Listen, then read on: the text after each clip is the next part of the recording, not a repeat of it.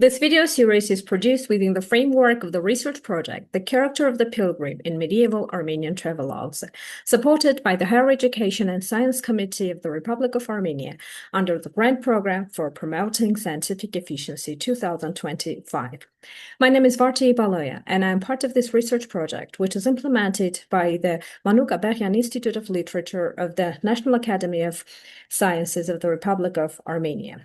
In this series, I will be reading and briefly commenting on selected passages based on Vardan Devrikyan's book, Armenian Pilgrims in Rome. Pilgrimage of Bishop Martyros of Yesenga from 1489 to 1496 and his travelogue. Bishop Martyros of Yesenga was the first Armenian to visit the universal Christian shrines of Rome and Europe in general, and to write a separate travelogue about his pilgrimage. As it is stated at the beginning of the travelogue, he was the abbot of the monastery of St. Kyriakos and St. Tulita, situated in the south of Yesenga. Bishop Martyros called himself a servant of the tomb of the Illuminator. He obviously spoke about the tomb of St. Gregory the Illuminator, located in Yesenga. Bishop Martyros's travelogue also reflected the pilgrimage route of Armenian pilgrims, via the Mediterranean Sea to Rome, to the tombs of Apostles St. Peter and St. Paul, then to Spain, the Cathedral of Santiago de Compostela in the province of Galicia, or vice versa, first to Spain and then to Rome. During his travel, he passed Italy, Switzerland, Germany, Flanders, England, France, and Spain. The full long title of the book is as follows.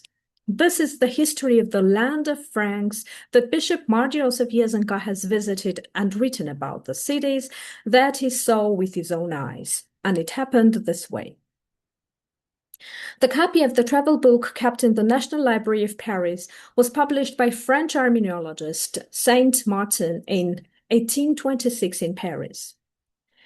At the beginning, explaining the goal of his pilgrimage, he writes that for a long time he wished to visit the tombs of the chief apostle, that is to say, Apostles Peter and Paul, as well as of Apostle James. These words of the first Armenian pilgrimage travelogue also emphasizes that the two main destinations of the medieval Armenian pilgrimages were Rome and Santiago de Compostela, the holy places of the countries, cities, and settlements on their way, being included in the pilgrimage route, at the same time served as immediate stations. On October 29, 1489, he left St. Kyriakos monastery in Yesenga and headed for Constantinople. On July 11, 1490, he embarked a ship and left Constantinople for Venice. He arrived there on October 1st. He called Venice a great and magnificent city located in the sea. Implying the Cathedral of St. Mark, he writes that there is a larger church in the city, which can house 10,000 people. It is decorated with gold and has 2 organs.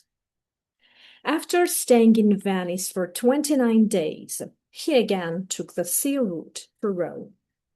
He stayed in Rome for 7 months, and on June 9, 1491, he went to Germany by land. As a pilgrim, he wrote mostly about churches and monasteries. He even called some cities not by their names, but by the names of famous shrines located there. For example, he called the German city Aix-la-Chapelle, Aachen, Santa Maria, because of the church dedicated to Holy Virgin Mary located there. Bishop Martyros wrote that he had asked for absolution of his sins in all the churches he had entered.